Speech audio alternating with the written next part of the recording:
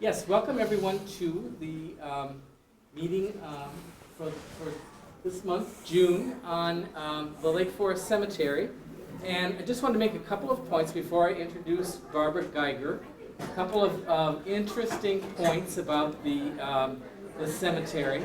We two points to make about the cemetery as we get going on it. We're celebrating its 150 years of being sited.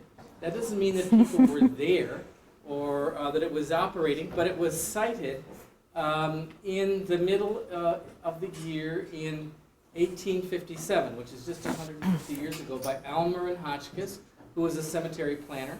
And we have the notes at Lake Forest College. I'm Art Miller, who's the archivist there, and I'm also the president of the foundation. And the notes of the trustees of the Lake Forest Association that preceded the city said that he brought into them his plan around March 25th, and they had a meeting, and they hired a survey guy who had to do the hard work, which was to go all over town and actually plot out the streets in the woods. But he finished by July 31st, 1857, and that's when it was registered in Waukegan.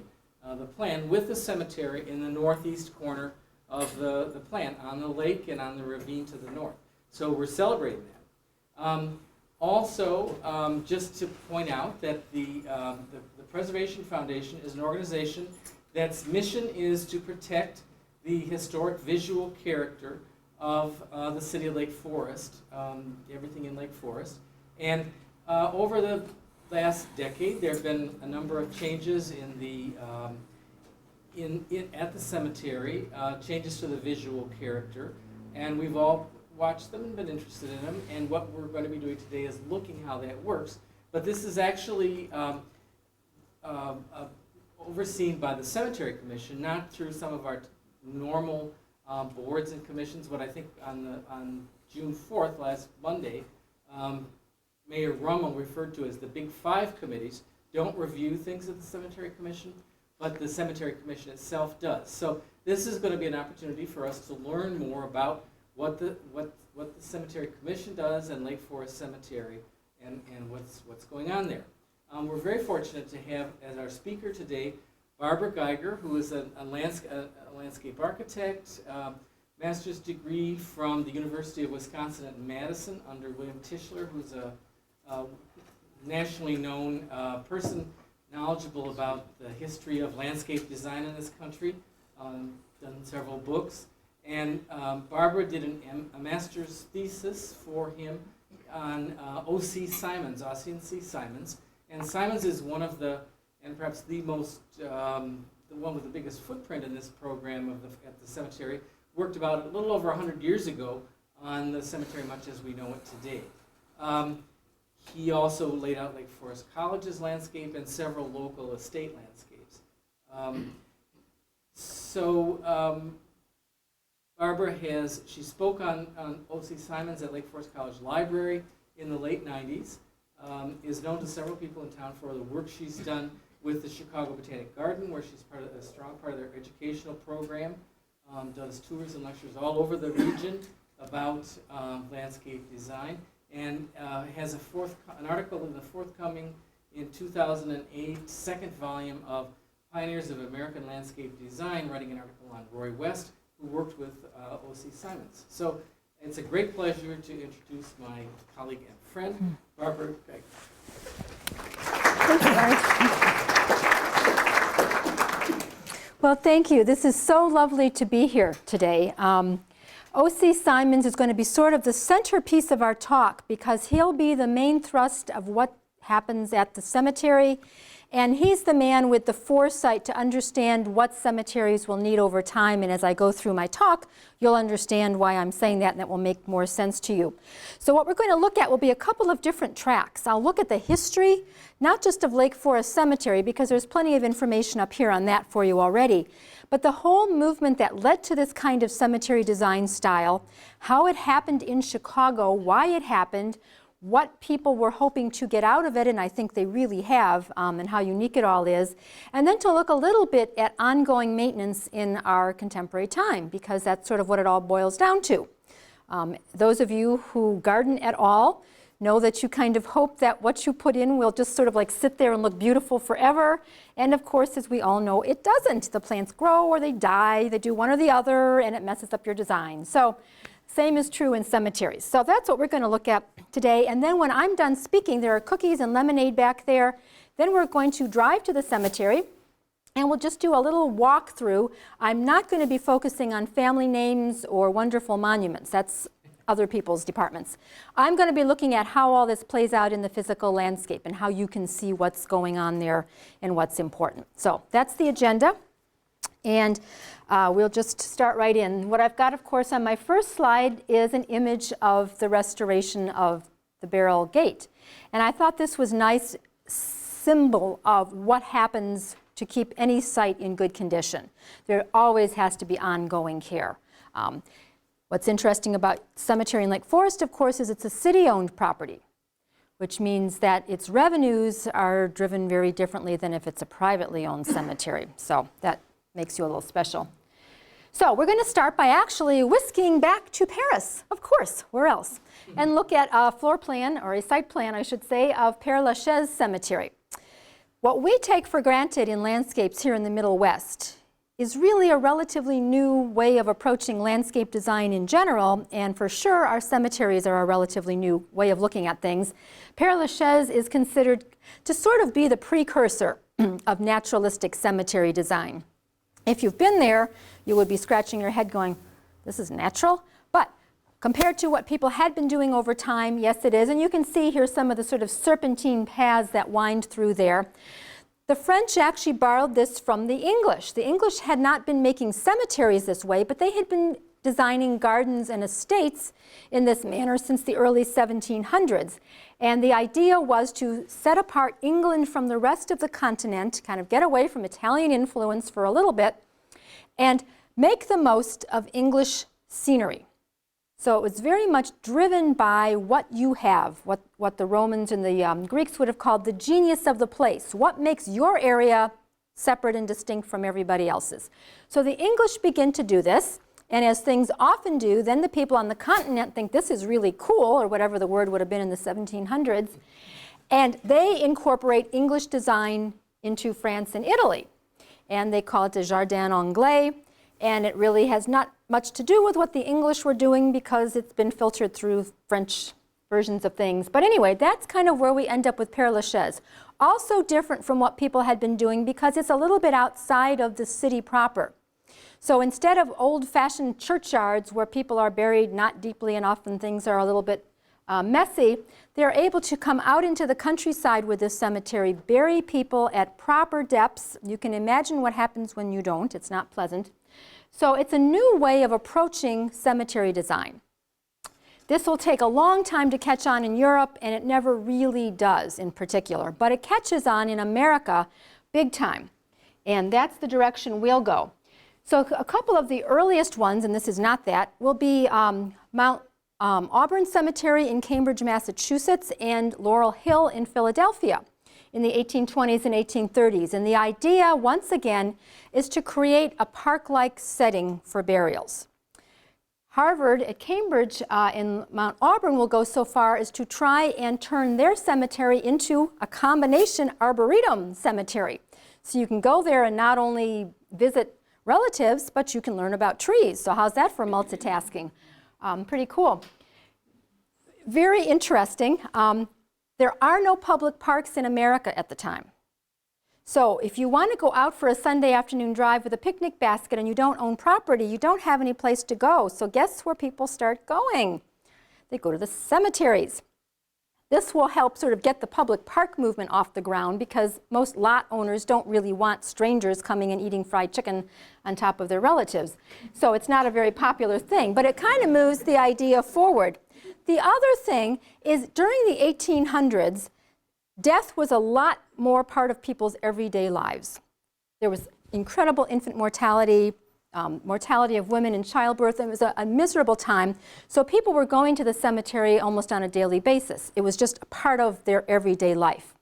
So the idea of going someplace that was not creepy and spooky with body parts coming out of the ground was very appealing. If you're going to come someplace, let's minister sort of to the living. Let's provide a place for them that's beautiful, that's soothing. The other thing that's really different, we'll see this in a couple of other slides, if you think about religious cemeteries, most of the things are symbolic, they're metaphorical, they're metaphysical. These cemeteries will have none of that. It's all about the actual physical beauty before you. It's not telling you if you're good later on things will be okay. It's saying, here, come to this place, nature will soothe your soul, it's okay. So the idea will spread to the Middle West, and what we see here is what I was able to crib off the web for Bellefontaine Cemetery in St. Louis, or Bellefontaine, I guess as they pronounce it down there. One of the early ones, 1856, designed by Mr. Hotchkiss. Isn't that just the most wonderful name? Can you imagine sending your son to high school with a name like Elmer Hotchkiss, you know? Anyway, he went. So you can see what he's doing. He's starting to use the same kind of thing we saw in the center of Père Lachaise, same thing that would be happening at Mount Auburn and Laurel Hill. It looks a little funky in plan view. If we have a topo map under it, a lot of these roads will make more sense, because what they're starting to do now is appreciate that topography, and they're making the hills more pronounced, and they're making the carriage rides wind around and things. So he designs this cemetery. And it will have such interesting people as George Rogers Clark and a number of very famous people interred there. Then he'll come up to Illinois, and this is out in Rock Island, and he will design Chipianac Cemetery for them out there, also 1857, I believe, on a bluff overlooking the river. So a very beautiful site, and once again, it's people taking advantage of what nature has bestowed on them. So there's Chipianac. And then when we come to Lake Forest, now we have Mr. Hotchkiss here actually working on a town plan at the same time and setting aside this wonderful parcel of land for the cemetery. And as I've been mentioning, what's important in part is that it's good ground for burying, which means that you're not going to be contaminating the water supply with what you're putting in the ground. And if it's high and dry, it's just easier to dig and to bury. And so this turns out to be a really wonderful spot. The gate that we're looking at, of course, is on the east side where the main entry is. This isn't built until the 19-teens, so this is much later. But it gives you some sort of wonderful idea of the setting of this particular cemetery.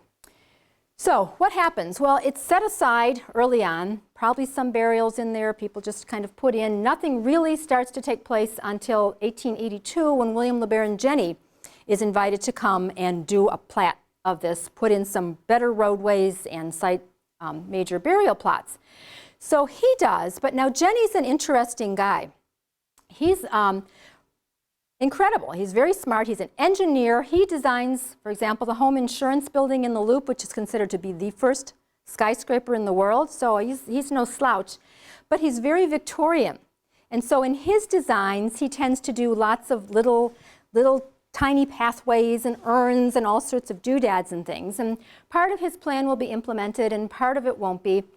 Then in 1901, the cemetery invites O.C. Simons to come up, and I'll explain to you how this comes to be in a minute, to redo Jenney's plan. And this is what we're looking at here, is Simons' plan for the cemetery.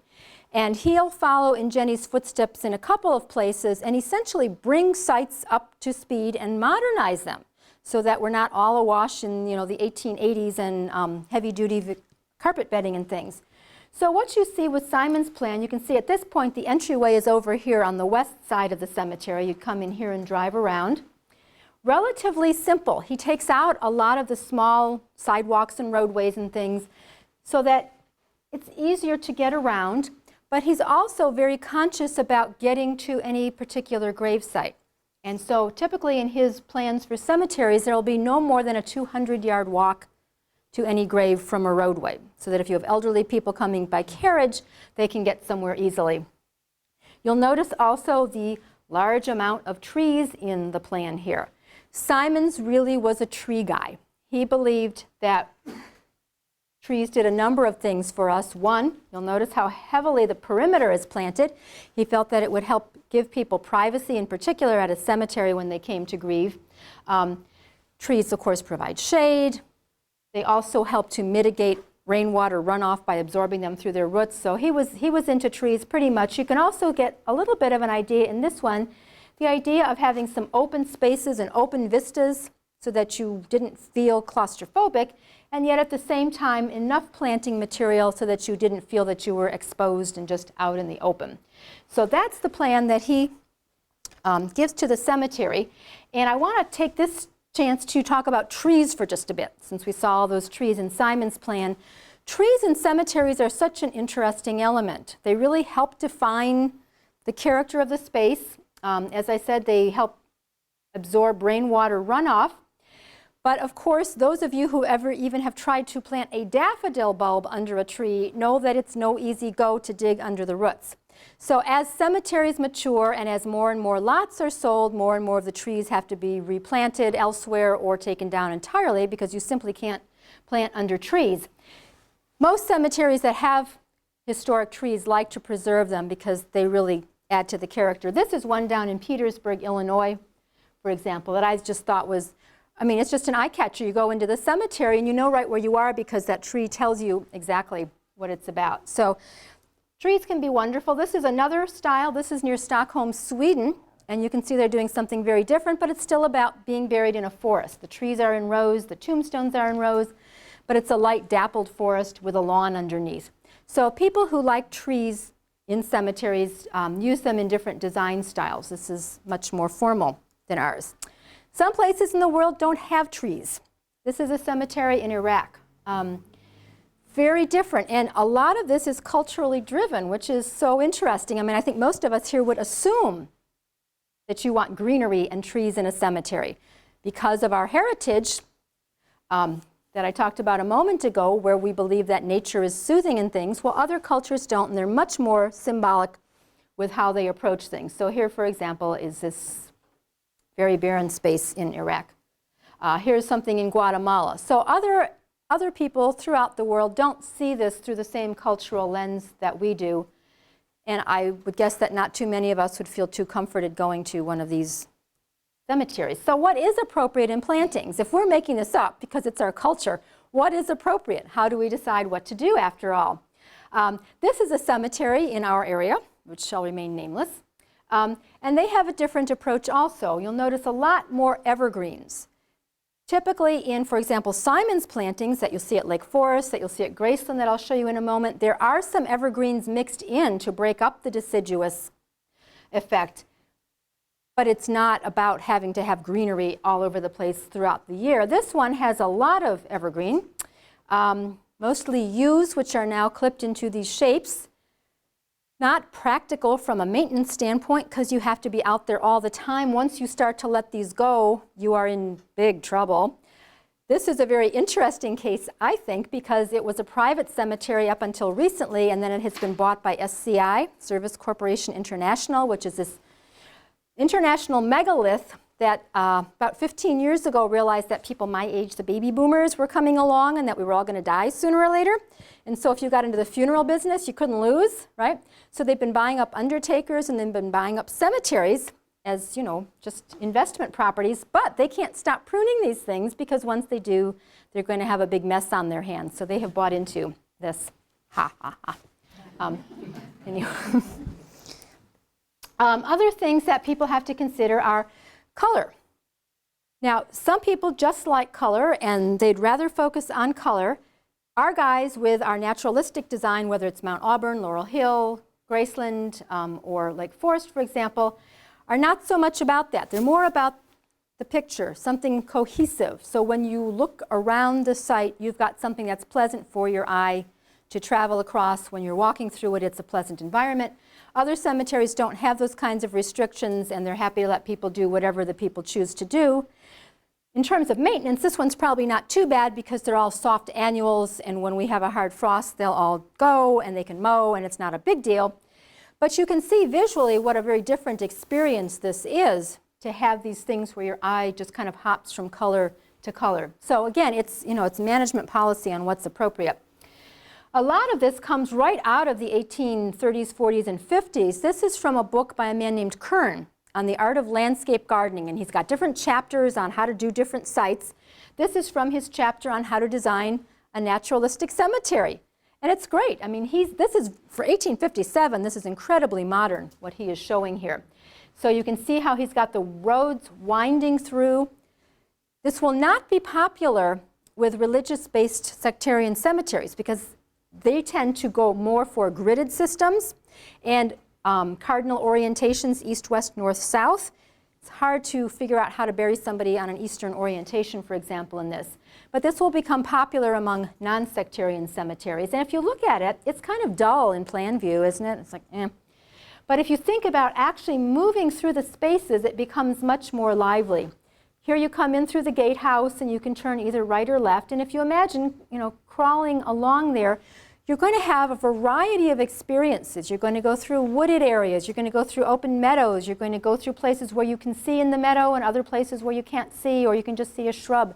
So it's always offering you something different, relatively simply. This isn't about major mystery or doing all sorts of fancy things. It's very simple, also relatively easy to maintain. And the idea, again, is that as people come here to grieve, they have a beautiful natural setting that will help comfort them. One of the premier ones in our part of the country will be Spring Grove, which is in Cincinnati, Ohio. And if I didn't tell you this was a cemetery, you wouldn't know that looking at the picture, because there's nothing that gives that away. And this is exactly the look that they were going for. They wanted their cemeteries to look like an estate or to look like a parkland. Their hope early on was that people wouldn't put up tombstones or monuments. That didn't happen. That instead they might plant a memorial tree, or if they needed a marker, they would do something flush with the ground. Again, so as your eye sweeps across the scene, it's not literally stumbling across the tombstones. And this one will have a huge impact on what happens here, believe it or not, at Lake Forest Cemetery via Graceland Cemetery. Speaking of which, here it is. So Graceland Cemetery will start in 1861, a little bit later than you set aside land here for Lake Forest Cemetery. It's a private cemetery. It's at what is now would be Irving Park there and Clark Street here, which is 5 miles from State and Madison. So if you can imagine 1861, this is pretty far out into the countryside. And it is started because the city of Chicago decides to close its last city cemetery. And it asks families to come and remove their kin and rebury them someplace else. So it's not a pretty sight. And then a man named Thomas Barber Bryan, one of the largest real estate developers in the city, buys this property and begins one of the earliest of these new rural cemeteries. He does it because he had an infant son interred at the city cemetery that he needs to move. And so he buries him here. He'll be the first burial at Graceland Cemetery. And Bryan is a pretty savvy guy, and he decides to go right for the best and hires William Saunders, who designed Laurel Hill in Philadelphia, to come and design Graceland here. So we get off to a pretty rip-roaring start at the cemetery. It's pretty high-style design for Chicago in the 1860s. And you can see what gets laid in, again, are these kinds of roads that we saw in Kern's book. There will be a couple of other designers who follow after Saunders.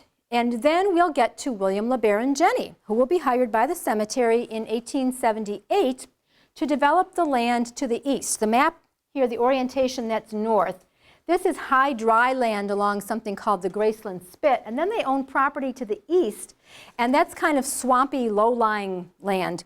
And so the cemetery hires Jenney here to drain that portion of the land and create more burial ground for them. So here's Mr. Jenney. He's a really interesting guy. He has his architectural practice here in Chicago.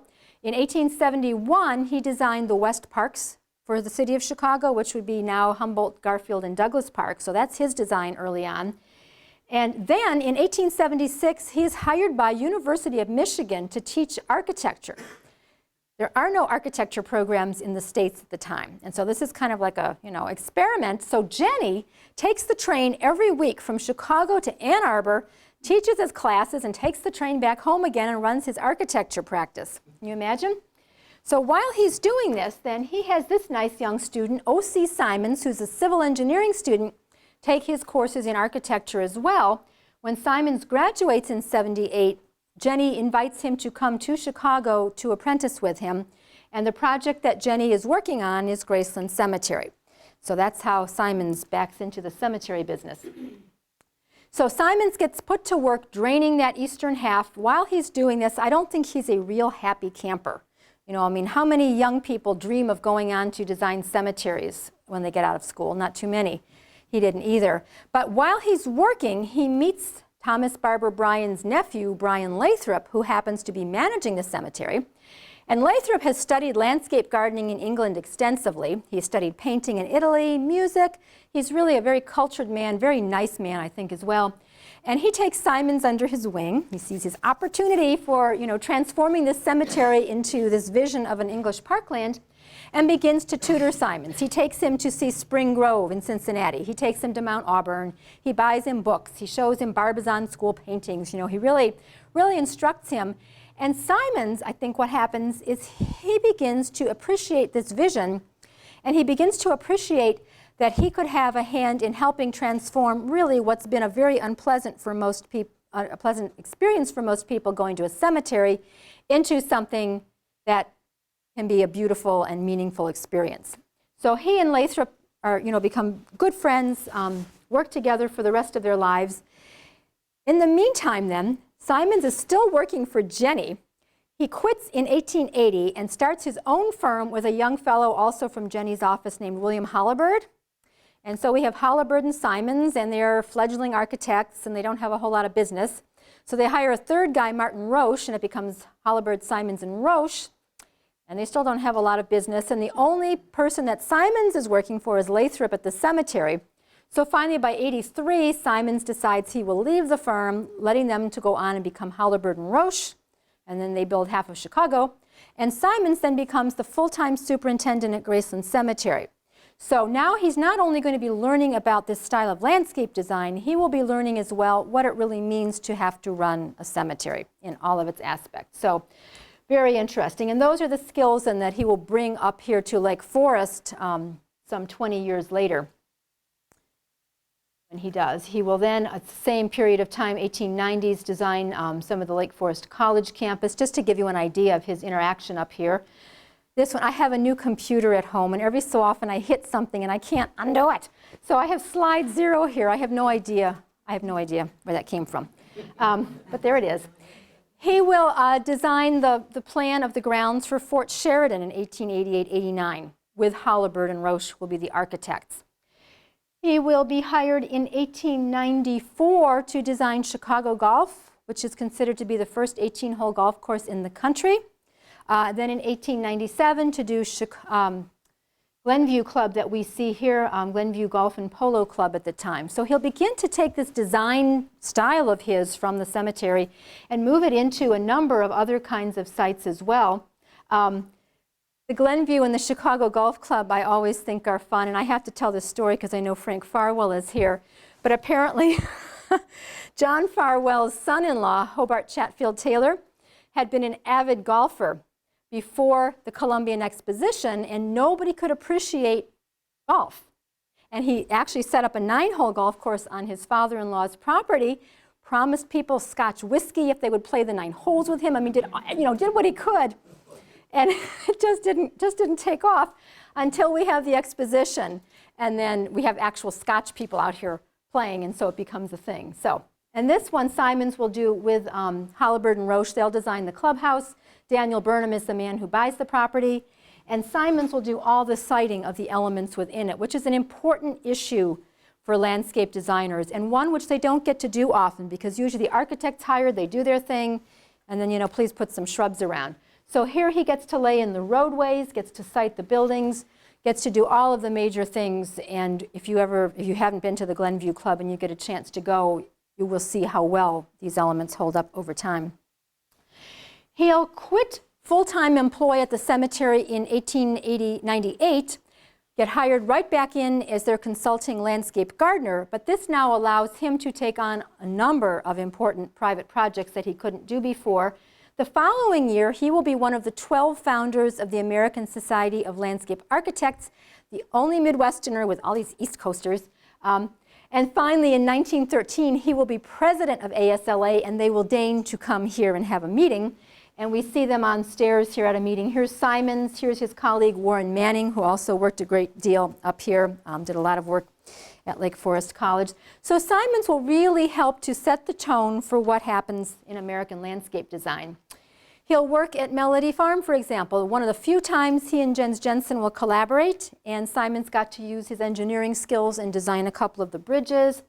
They'll do some very unusual landscaping out here, formal combined with actual prairie. And Simons will continue to develop Graceland Cemetery. When you think about what this site was, it was these celery fields, so everything pretty much was brought in. So we're creating a natural landscape that wasn't there to start with. One of his favorite trees, of course, will be the American elm. This is the main entry at Irving and Clark. We see a Halliburton Roche designed building there. What will happen is early on, back as they're parting with Simons, they just don't have clients, and dear Brian Lathrop will hire these two guys to design furniture for his office downtown in the Montauk building, and he'll be pleased. And so he will then hire them to create all the buildings that they have at Graceland Cemetery. They are still sort of trying to figure out what their idiom in design is, so they're all rusticated stone, very Richardsonian with these great red tile roofs, all recently restored, very nice. But so it's very much a small group project. Simons, in the meantime, is actually having his men go out to local farms and transplant plants. Most people are buying things from East Coast nurseries like Bellwanger and Berry and Ellwanger in New York, for example. So if you can imagine, the plants have to be shipped here, and there's no FedEx, so they come slowly. By the time they get here, they're in a climate that they're not familiar with. They've been stressed for a long, long time. Most of them don't last too well, but it's what you do. Well, Simons starts to transplant things from local farms, and so they're free, basically. They're acclimated, and they thrive. And so in not a very long time, he manages to create this very effusive landscape effect here that we see. So here's a couple of historic photos. These date to about 1900, which is just the time Simons is coming up to Lake Forest. This is from one of their marketing tools. And you can see the kind of effect he's looking for. Now again, what happens is as these lots are sold, all of that goes. I mean, there just isn't any way you can have a forest with people buried under it and markers. The other thing that I think is so charming about Simons and his partnership with Halliburton Roche is in all of the cemetery photos, it will tell you what building you're looking at. And typically, if you're looking at a photo of a building, there's the building. Not here. Here it is. Peekaboo. Simons planted up everything as much as he could because he felt that man-made structures, whether they be monuments or buildings or what have you, were obtrusive. And so his attempt was always to try and blend them into the landscape. Not all architects would be too gung-ho about this. Halliburton Roche seemed to have had no problem. Here's the chapel. So you get an idea, again, of it being about large masses of plantings with wonderful green lawn in between. It's not about color. It's not about lots of things happening. It's a relatively subdued landscape. Here's the chapel doors as they stand today. You can see a bit of the vine. Simons would tend to cover things with vines. So all of these buildings still exist at Graceland in their original configurations. So to give you an idea of where he went with his plantings, this is part of a restoration. Graceland is privately owned. Some of the people on the board are direct descendants of those original guys from the 1860s. So it's closely held, it's very well managed, and they started restoring their monuments in the 1980s, wrong century there. And then they started to think about restoring some of the Simons plantings. And so they did. Where they had blueprints from him and could actually go in and just redo what he did, they started doing this. This is one of them. It's the Lehman Mausoleum. And you get an idea of the variety and the shapes and the just sort of the liveliness going on in a relatively small area. This is a very tiny area right at the back of this particular mausoleum. A lot of the intention here is that if you're using native plants and you're not pruning, like we saw at that other cemetery with those U-balls, is that your maintenance is minimum. You have to do things, obviously, to keep this fresh and lively because things will overgrow in time. But the idea here is to make it so that the plants are happy, that they're with other plants they would naturally grow with, you know, like having a happy kindergarten or something. and that they will take care of themselves in the long haul. Some of the other wonderful elements that happened at Graceland, Simons and Lathrop were one of the first teams to decide to have rules and regulations at a cemetery. This is in the mid-1880s. Their initial hope was that people wouldn't put up any monuments. That did not happen. And then they thought, well, if they regulate it, at least they can make sure things are tasteful, which of course is always a little subjective. But anyway, that's what they did. And so in their regulations, if you bought a plot there, you had to come before the board of directors with any intended woody plantings or any intended statuary. What they got for their labors are some of the premier monuments in the country, some of the best sculpture in the country. It paid off very well.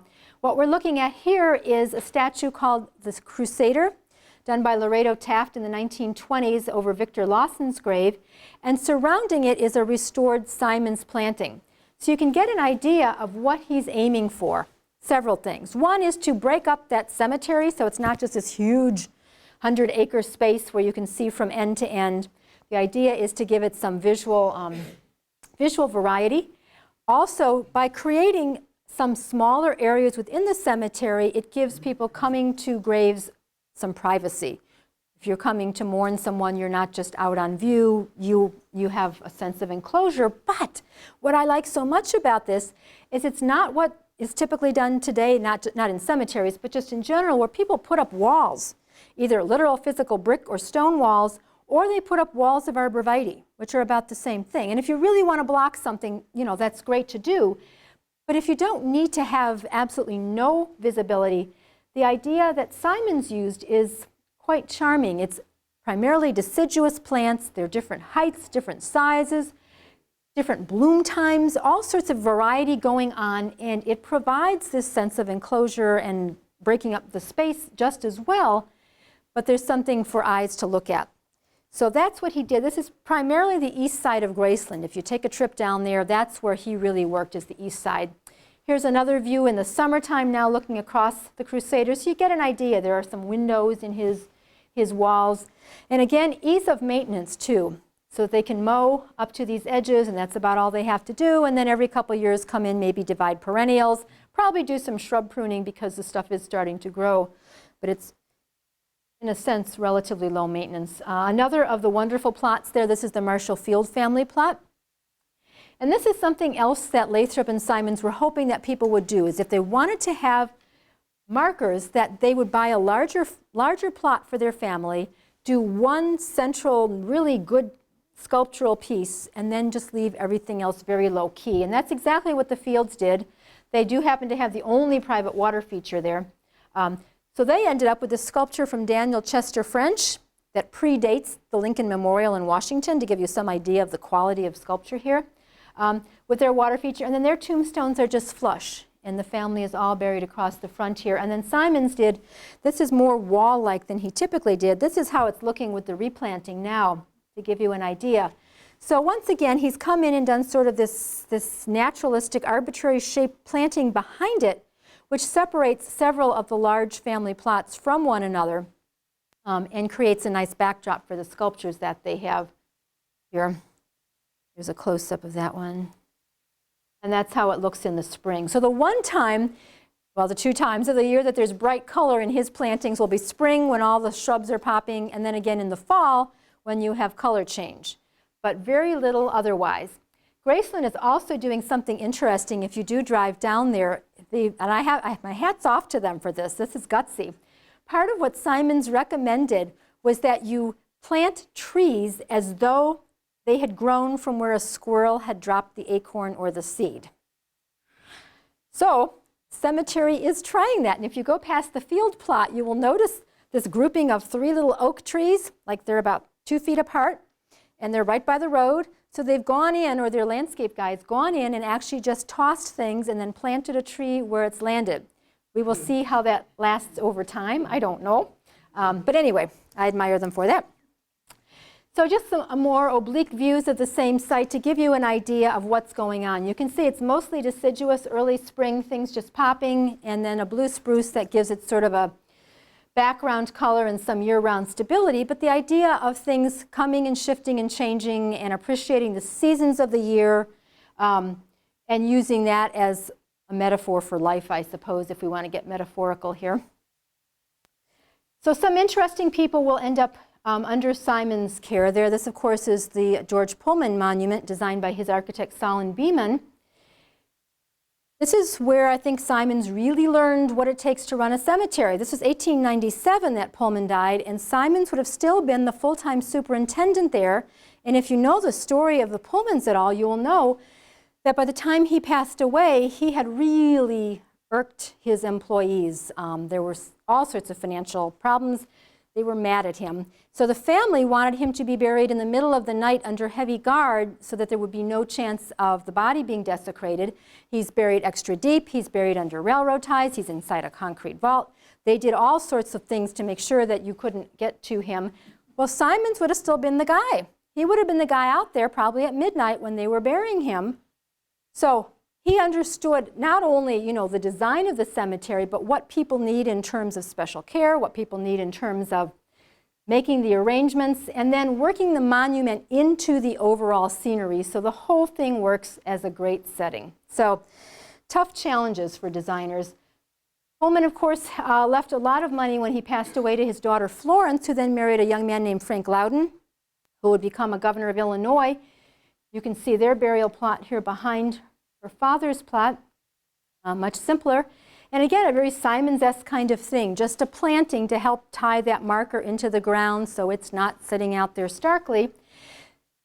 They will take Simons with them. A lot of the people at this cemetery will take Simons out to design their other properties. So Florence and Frank buy 4,000 acres of property along the Rock River, call it Sinisippi Farm, and bring Simons to design the roads, design the gardens, and he will use these same principles, and then they'll hire Pond and Pond, the architectural firm, to design all of their buildings and their barns and such.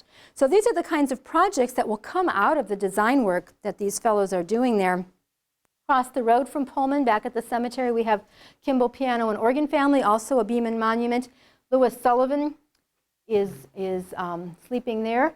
But you'll notice, even though this is a wintertime shot, and there's the L tracks in the background there, you can't really see into the city. And this is exactly what Simon's intention had been, was that wherever you looked from within the city, you saw nature. You didn't see trees. And somehow, miraculously, today it still works, especially when the trees are leafed out. The cemetery, has gone through all sorts of changes. Those of you who are my age and have lived around here a while know in the 60s and 70s we had tremendous vandalism problems in the parks and the cemeteries. So all of the understory things were pulled out. Many of the trees came down. Then we had Dutch elm disease. So it's been through changes, and yet even with the replantings, without them necessarily understanding that Simon's approach, they have managed to keep the cemetery to its interior self there. Another of the wonderful monuments they ended up having here, this of course is the Martin Ryerson tomb designed by Louis Sullivan, made out of polished black granite so that it reflects the landscape. It's the only monument I've ever seen that actually reflects the clouds passing and what's happening outside. The Palmer Monument in the distance there. So relatively simple things, but creating quite a space. Simons liked to use what the trees and the shrubs were going to do. So we have the bloom going on again. We have the blue spruce poking up. We have the shadow. Isn't that exciting? It's very subtle. Most people going through, if you're looking for something exciting, you're not even going to notice. But he would play with these kinds of elements a lot. And of course, as the sun travels through the sky during the day, the whole scene changes entirely. Part of what he and Lathrop were hoping to do was to create an environment that was subtle, that was soothing. They really felt, remember back to that slide I had with the bright red beds on the graves there, that was jarring and that it sort of riled up people's emotions and it wasn't conducive to being contemplative. So they were hoping to create a space that would do good things for people. This is from several years ago, looking across the lake to the Palmer Monument and the Kenneth Sawyer Goodman Monument over there. And what the cemetery has now started to do is to replant all of the edges where they're able to along that man-made lake to once again create that sort of dense, shrubby look. Simons had always tried to cover up wherever the land met the water with trees, which willows grow fast. So this is working very well here. He also tried to use trees along the roadways and plantings along the roadways so you wouldn't necessarily see where the road meets the grass. But now, of course, with snow plows and salt and things, that doesn't work so well anymore. So some things have had to change radically. Graceland, of course, is also full of some very interesting Chicagoans. Daniel Burnham is there. Now, Daniel Burnham, of course, is known for being the director of the Columbian Exposition and the City Plan of 1909, both of which are as neoclassical as you can get. After the Exposition, he never designed anything non-neoclassical anymore.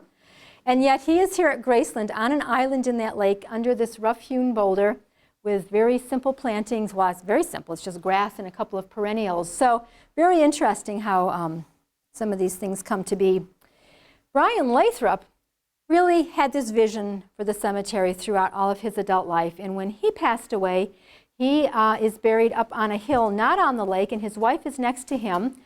I used this slide because initially it had just been this wonderful open grassy space with then some Simon's shrubbery behind it. Well, I'm not sure what's happening, but apparently they've sold off. They've subdivided. And now there are some new burials going on behind the Lathrop plot. And what they have done is gone in putting in some shrubs and perennials to sort of break up that space and give the Lathrops their privacy. There's another view of that, so you get an idea how that works.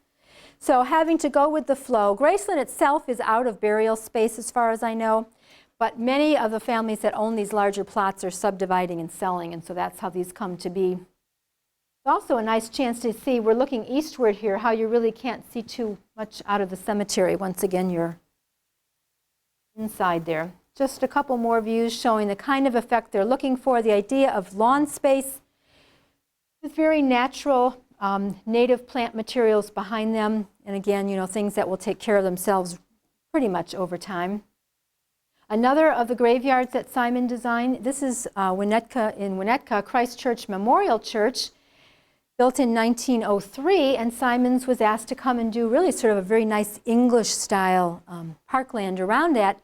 This changed in the 1940s when a fellow named Ralph Rodney Root was invited to come and do a columbarium there, which he did using the same kind of stone and all sorts of euonymus. It's very lovely, but it changes that differently.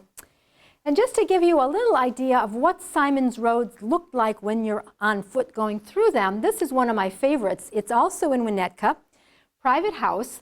Here's the road, the house is back here. And this is how those curves work in person.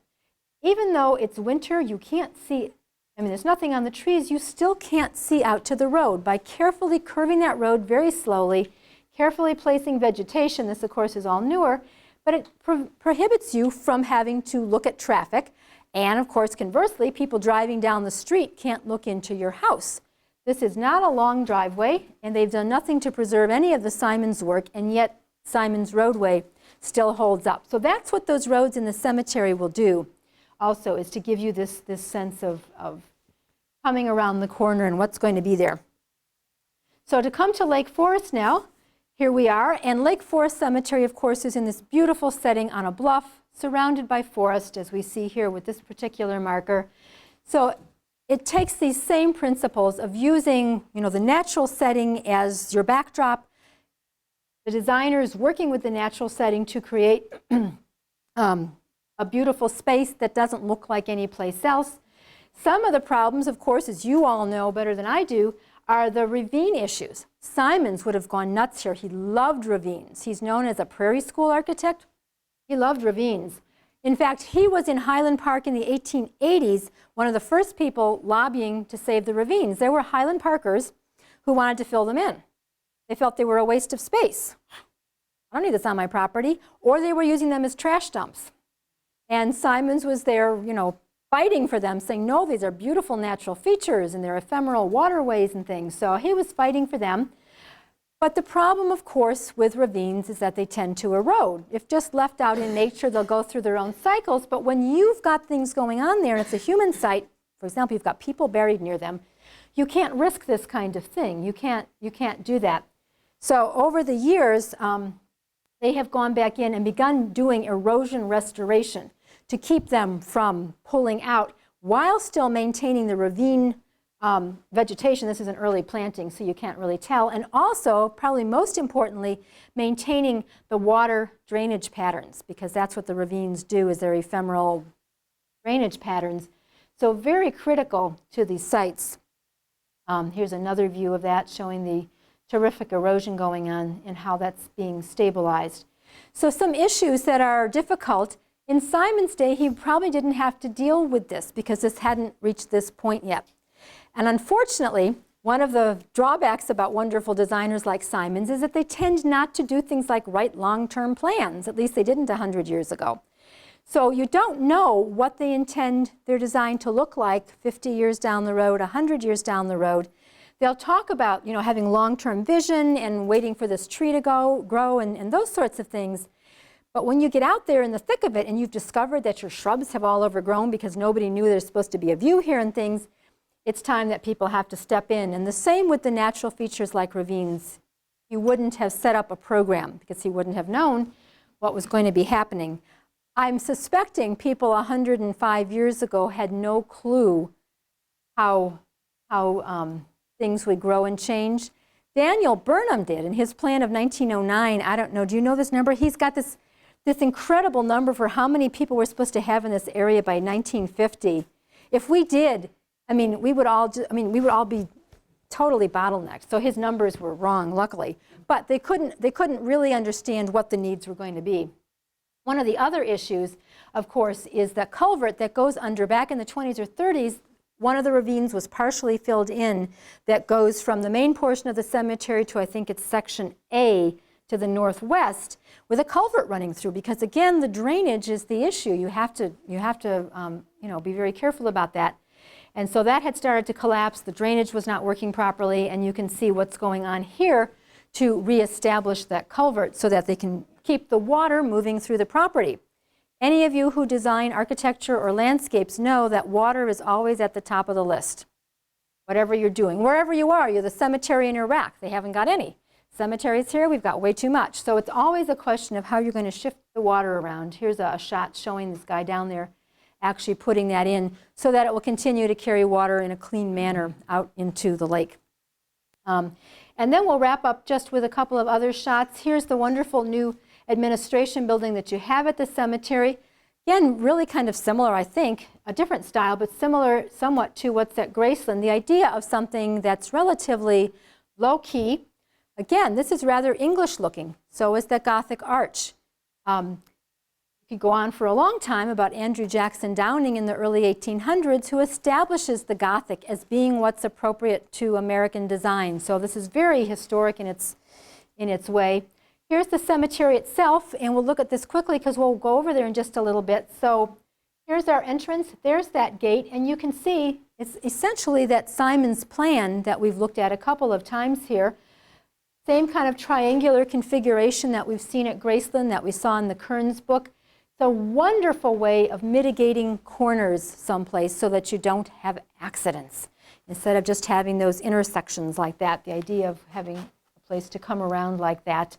And the roads that curve and follow the topography.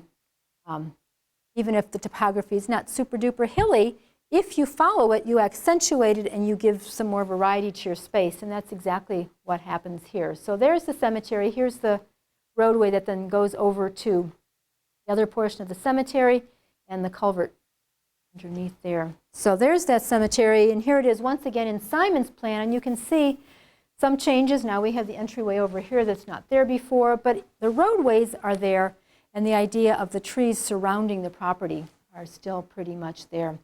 So that's what he was about, the idea of using native trees, using your native found landscape, and emphasizing what's good about it, making it work for human comfort so people don't have to walk too far, that grade levels aren't too steep for them, and making sites that he was hoping would endure for the long haul and not involve all sorts of maintenance rituals, working with the seasons and with nature.